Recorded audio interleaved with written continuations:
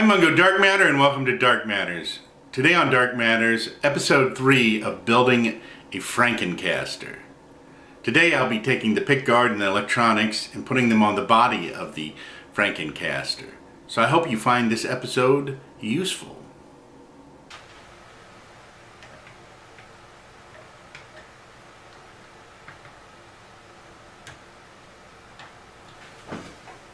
That doesn't look like any of the holes line up on this. I don't know what type of pickguard was on here.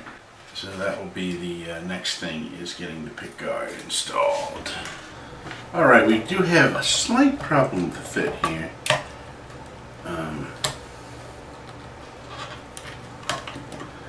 Get it to fit, this pot here actually bangs up against the side because it's a larger pot. See on this is I think from a Mexican fender. These are smaller pots, and this will actually fit in there just right, doesn't interfere.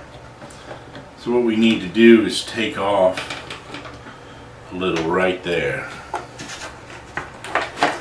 I'm going to get out the old Dremel and see what I can do.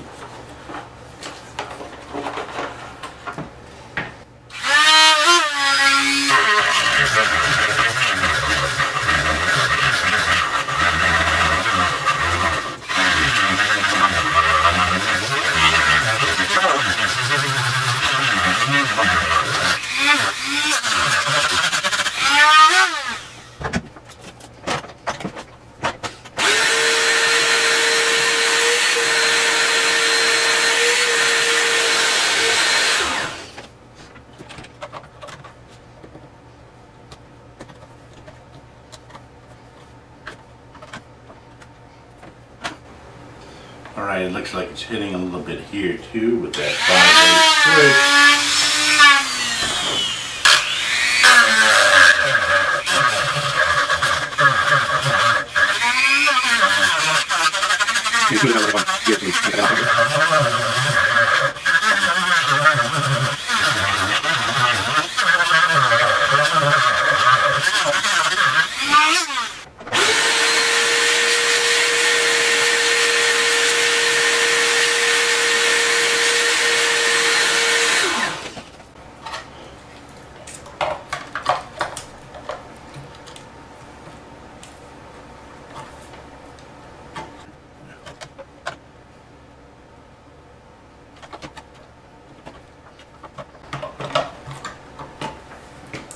There, yeah, I got it down. Alright.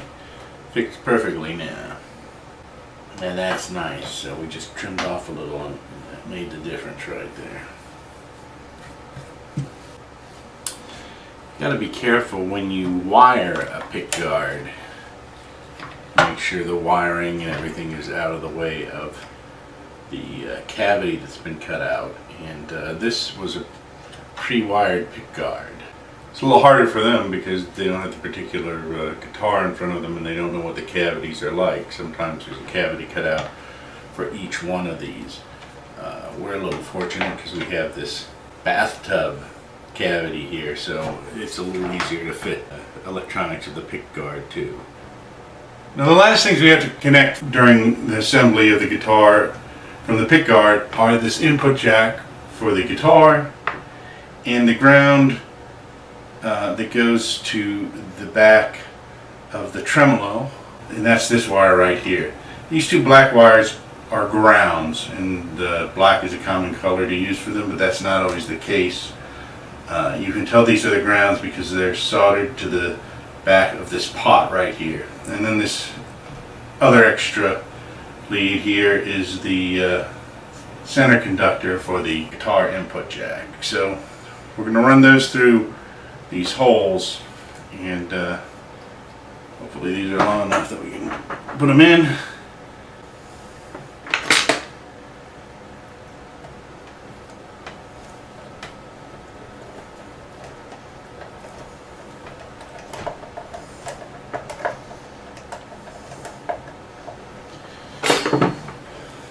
I'm going to put one screw in there to hold that down just for now.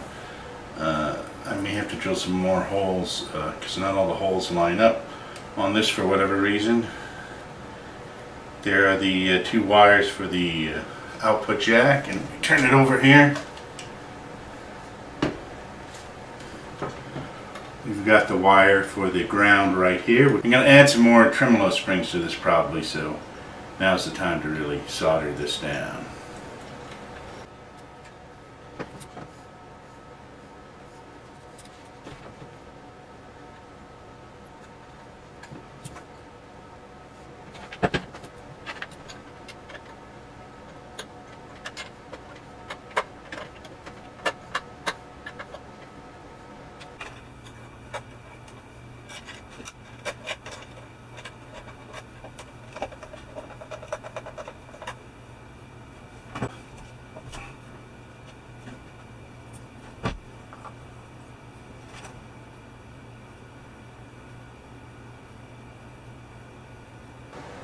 Next thing is to connect this to the cover plate and to bolt that down.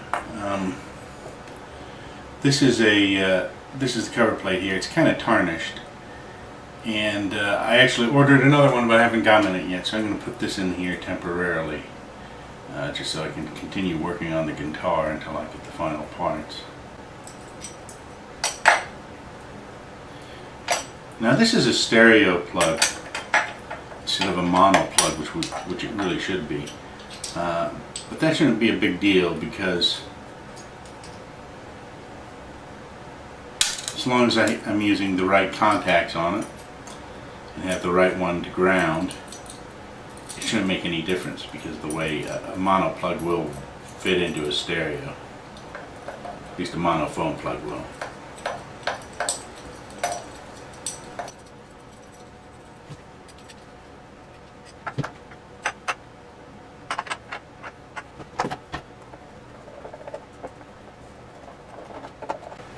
Alright, this should be all wired up to test. We just got to string it now, but we've also got to adjust these springs here.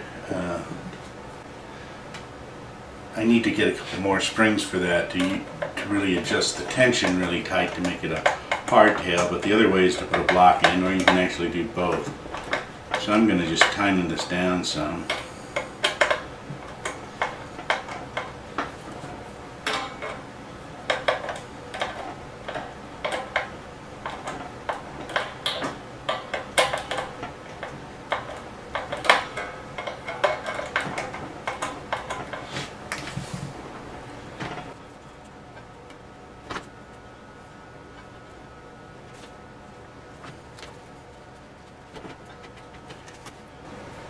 Kind of a makeshift temporary shim. I'm going to string this up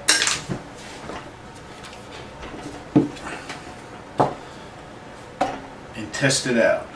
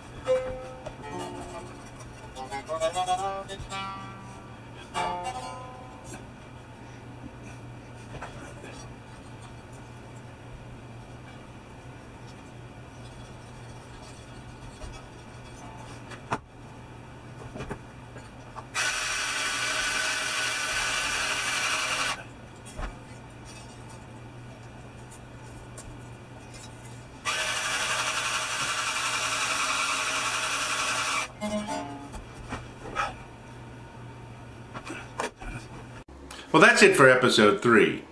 After getting the pickguard on and putting the strings on the Franken-Caster, I played it for a while to see what adjustments it needed to be made. So in episode 4, I'll be making some adjustments to the Franken-Caster, and I'll show you how I did that and the problems I ran into doing that as well. I'm Mungo Darkmatter, and this has been Dark Matters. Be seeing you. Don't forget to like, share, and subscribe.